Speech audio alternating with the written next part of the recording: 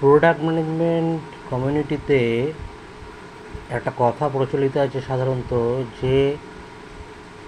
এখানে কোনো কোনো পাগল করা ম্যাপ এখানে সারভাইভ করতে পারে না, যাদের সঙ্গে কোনো বাস্তবতার সম্পর্ক নেই এবং এখানে অবাস্তব যে অভিপ্রায় বা অবাস্তবভাবে এগোলে সেটা কোনো হেল্প করতে পারে না, কিন্তু বাস্তবভাবে এগোলে সেটা প্রোডাক্ট টিমকে সাহায্য করে, যেটা আউটডেটেড রোডম্যাপ টেকনিক করে না।